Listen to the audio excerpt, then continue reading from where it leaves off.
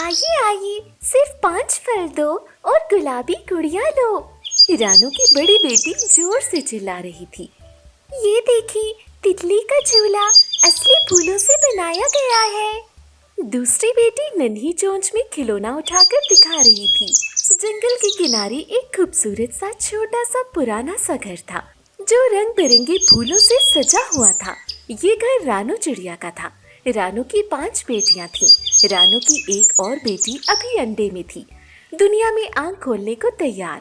रानू चिड़िया की 5 बेटियां बड़ी खुशी से अपने जंगल में लगे छोटे से स्टॉल पर अपनी माँ रानू का हाथ बटाती और छोटी तीनों बहनें खुशी खुशी पत्ते पर बैठकर फूलों की चमकदार पंखियां तरतीब दे रही थीं। रानू चिड़िया थोड़ी दूर खड़ी अपनी बेटियों को देख रही थी। फूलों से बने खिलौने रानू ने अपनी बच्चियों को खुद बनाना सिखाए थे। एक रानू की सास चिड़िया, जिसका चेहरा हर वक्त गुस्से से सुर्ख रहता था, दूसरे तरफ के शाख पर बैठकर वो ये सब देख रही थी।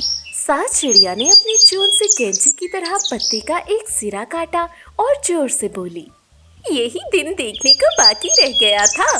बहू बाजार में बेटियों के साथ खिलौने बेच रही है। शर्म भी नहीं आती बेशर्म बहू। और फिर वहीं पास ही एक और दरख्त के पीछे छुपकर गोरी कौवी और उसका शौहर कालू कौवा भी ये सब तमाशा देख रहे थे। देखो जरा, कैसी बेटियां लेकर बाजार की शहजादी बनी बैठी है और अपनी बेटियों के साथ मिलकर खूब पैसे कमा रही है। हमें कुछ करना होगा गौरी। ये रानू अगर यूं ही तरक्की करती रही तो कल को हमारे जग्गू और राजू बेटे को कोई नहीं पूछेगा। तो फिर बात सास जी से शुरू करते हैं। आज रात सास चिड़िया को पटाते हैं। शाम को जब रानू चिड़िया अपनी नन्ही बच्चियों के साथ खुशी खुशी वापस घर आई तो आंगन में ही सास ने शोर मचा दिया। बहू, तुझे शर्म नहीं आती? बेटियां लेकर बाजार में घूम रही है। क्या यही सिखाया था मेरे बेटे टोना ने? माँ जी, हमने कुछ गलत नहीं किया। ये अपनी बहनों के लिए रोजी रोटी कमाते हैं। फूलों के खिलौने बेचकर बेटियों के लिए कुछ जहेज वगैरह जोड़ लूंगी। सास ने चोंच जोर से जमीन पर मारी। बस कर, अब एक और लफ्ज ना सुनूं मैं, वरना मार मार कर तुझे पागल बना दूंगी। और अभी तो तुम्हारे अंडे से एक और बच्चा पैदा होना है। कल मुही कहीं की, मुझे तो लगता है वो भी बेटी ही होगी। छोटी नन्ही चिड़िया सहमी हुई माँ की चोंच के नीचे छुप गई। बाकी नन्ही बच्चियां भी डर गईं।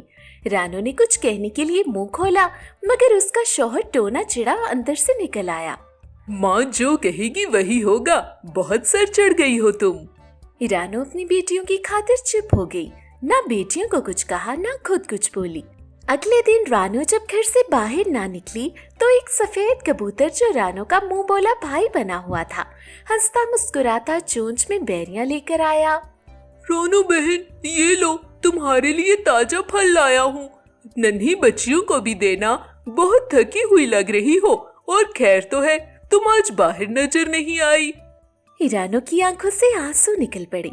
रानू की आंखों से आंसू निकलते देखकर कबूतर समझ गया और वहाँ से चला गया। रात की खामोशी में रानू चिड़िया की सास अपने बेटे के कान भरने लगी। देख बेटा, ये तेरी पत्नी तेरी इज्जत खाक में मिला रही है।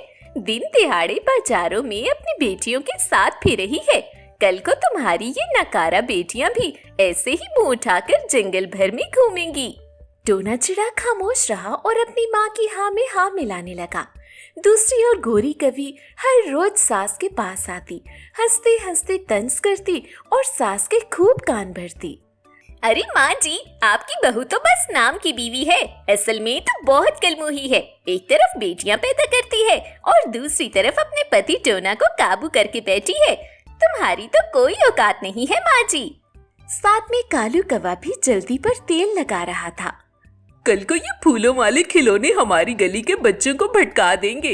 रोक लीजिए, अब भी वक्त है। कल को चिड़िया के पास कुछ ज्यादा पैसे आ गए तो वो क्या पता टोना को ही छोड़कर चली जाए। ये अल्फाज रानू की सास को काट खाते। उसका दिल चाहता कि रानू को हमेशा के लिए खामोश कर दे। अगली सुबह रानू की बड़ी बेटी सबसे पहले उठी। उसने माँ के कान में आहिस्ता से कहा, अम्मी, हम फिर बाजार जाएंगे ना? मैंने नीले फूलों से नया हाथी बनाया है। नहीं मेरी जान, आज नहीं, दादी माँ नाराज हो जाएंगी। पर अम्मी, हमने कल 3 खिलौने बेचे थे, हमने कुछ फल जमा किए हैं और हमें इस अंडे से निकलने वाले बच्चे के लिए भी घोंसला बनाना है ना। रानू ने बेटियों को गले लगा लिया। हाँ, जरूर बनेगा घोंसला, बस थोड़ा सब्र। रानू और उसकी बेटियां बैठी बातें कर रही थीं कि तभी वहाँ पर रानू की बचपन की सहेली बाजू चील आती है। मुझे पता है तुम पर बहुत जुल्म हो रहा है रानू। जब जुल्म हद से बढ़ जाए तो खामोशी भी गुनाह बन जाती है। अब भी वक्त है कदम उठाने का। पर मैं क्या कर सकती हूँ बाजू? ना मेरे पास ताकत है, ना ही सपोर्ट। तुम्हारे पास तुम्हारी ताकत 5 बेटियां हैं, तुम्हारी बेटियां और एक मैं हूँ और वो कबूतर जो तुम्हारा मुंह बोला भाई है। हम सब मिलकर तुम्हारा साथ देंगे। तभी बाजू चील ने अपनी चोंच से एक छोटा सा नक्शा निकाला। जंगल के उस पार गुलाब और नए फूलों की वादी है। वहाँ के परिंदे नए नए फूलों के खिलौने चाहते हैं और फूलों से खिलौने बनाने का हुनर तुमसे ज्यादा कौन जानता है। मगर मैं वहाँ कैसे जाऊँ? कबूतर तुम्हें ले जाएगा। रात को उड़कर जाना, सास को खबर भी न होगी। उसी शाम सफेद कबूतर फिर से आ गया। इस बार उसके साथ एक छोटा सा खाली टोकरा भी था। रानू बहन, मैंने सुना है तुम अब फूलों की वादी जाना चाहती हो। मैं तुम्हें ले चलूंगा, बस हिम्मत और हौसला रखना होगा। रानू के चेहरे पर पहली बार उम्मीद की रोशनी नजर आई। उसने अपनी बेटियों को तैयार किया। आज रात हम नए सफर पर निकलेंगे मेरे बच्चों। दूसरी ओर गोरी कवि और कालू कव्वा अपने बेटों जग्गू और राजू को साथ बिठाकर कुछ मंसूबा बना रहे थे। हमें खबर मिली है रानू आज रात कहीं जा रही है। पकड़ लो इसे, सबके सामने शर्मिंदा करो ताकि कोई और बहू सास की बात ना टाल सके। रात का अंधेरा छा गया। चांदनी धीमी धीमी चमक रही थी। रानू ने अपनी बेटियों को पीठ पर बिठाया। कबूतर टोकरा थामे तैयार खड़ा था और बाजू चील आसमान की राह दिखा रही थी। बाजू, क्या हम ये कर पाएंगे? तुम तो वो हो जो फूलों से ख्वाब बुनती हो रानू। तुम्हारी हार तब होगी जब तुम मान लोगी कि तुम कुछ नहीं कर सकती। रानू ने आसमान की तरफ देखा और ऊंची उड़ान भरी। चांदनी रात में रानू चिड़िया, उसकी बेटियां बाजू चील और सफेद कबूतर जंगल की ओर बढ़ते गए और कई घंटों की परवाज के बाद सुबह सवेरे वो सब फूलों की खूबसूरत जादुई वादी में जा पहुंचे। जादुई वादी में हर दरख्त पर अलग अलग रंगों के फूल खिले थे। तितलियां हंसी खुशी उड़ रही थीं और खुशबुओं से माहौल महक रहा था। वहाँ के पक्षी रानू और उसके साथी पक्षियों को देखकर खुश हो रहे थे। बाजू चील ने फूलों की वादी के सरदार चमन से मुलाकात की, जो कि एक बड़ा परिंदा था। अगर तुम हमें अपने जैसे खूबसूरत खिलौने बनाना सिखा दो तो हम तुम्हारा साथ देंगे। तुम यहाँ अपनी दुकान भी लगा सकती हो। रानू ने शुक्रिया अदा किया और अगले ही दिन अपनी नन्ही बेटियों के साथ मिलकर फूलों से खिलौने बनाने का काम शुरू कर दिया। उसकी बेटियां जंगल के परिंदों को सिखाती रहीं। वादी में दिन ब दिन उसका नाम रोशन होता गया। दूसरी तरफ गोरी कवि और कालू कवि को जब पता चला कि रानू चिड़िया अब फूलों की वादी में अपना नाम कमा रही है, तो वो गुस्से से लाल पीले होने लगे। अगर रानू वहाँ कामयाब हो गई तो हमारे बेटे राजू और जग्गू का क्या होगा? उन्हें तो कोई पूछेगा भी नहीं। हमें रानू की दुकान बंद करानी होगी। उसकी कामयाबी को जहर बनाकर पेश करना होगा। कालू कवि और गोरी कवि ने एक खौफनाक प्लान बनाया और फिर गोरी कवि एक दिन सास चिड़िया के पास गई। माँ जी, आपकी बहू तो अब फूलों के बादशाहों से प्यार की पींगे बढ़ा रही है। सुना है दूसरे जंगल के सरदार चमन हंस को भी काबू कर लिया है। आपका बेटा टोना अब अकेला रह गया है। सास चिड़िया की आंखों में हसद और नफरत की चिंगारियां भड़क उठी। लगता है अब इस रानू को मार मार कर सीधा करना ही पड़ेगा। मैं अपने बेटे टोना को बुलाती हूँ और जाकर उस रानू और उसकी बेटियों को सबक सिखाते हैं। और तुम भी साथ चलना गोरी हमारे।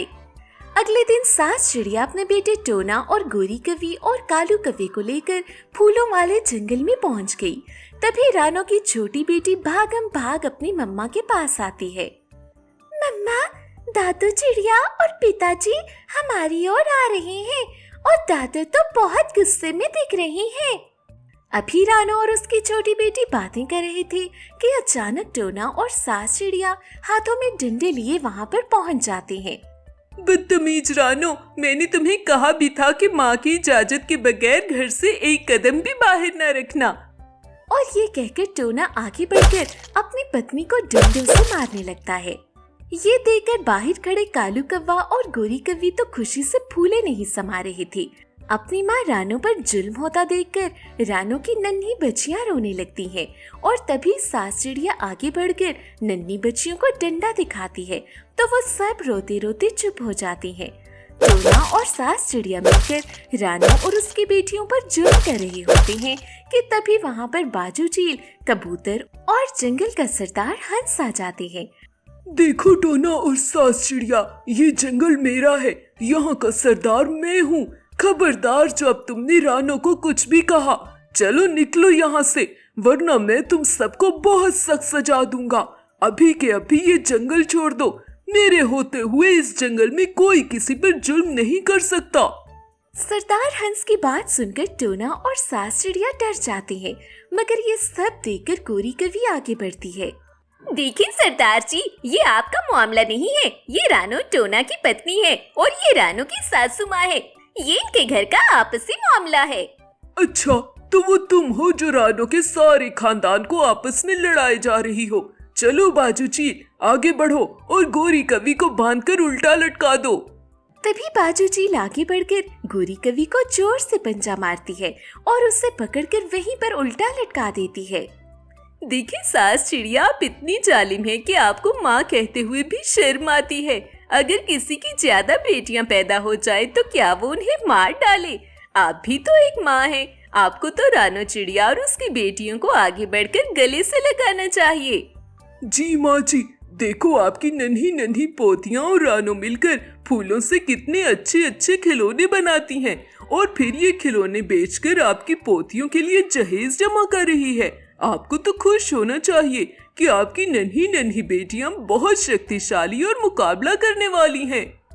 बाजू चील और सरदार हंस, आप बिल्कुल ठीक कह रहे हो कि मेरी और मेरी माँ की गलती है जो हमने अपनी बेटियों को कमतर समझा और हम कालू कौवी और गोरी कौवी की बातों में आ गए। प्लीज मेरी प्यारी रानो और मेरी बेटियों, हमें माफ कर दो। अभी ये बातें हो रही थी कि रानो के पास पड़े हुए अंडे में हलचल होती है और उसमें से एक नन्हा चिड़िया का बच्चा निकलता है जो कि बेटा चिड़ा था। उसे देखकर रानो और उसकी बेटियां टोना और सास चिड़िया बहुत खुश होते हैं और फिर सास चिड़िया और रानो आगे बढ़ती और एक दूसरे के गले लग जाती हैं और रानो चिड़िया और उसकी बेटियां उन सबको माफ कर देती हैं।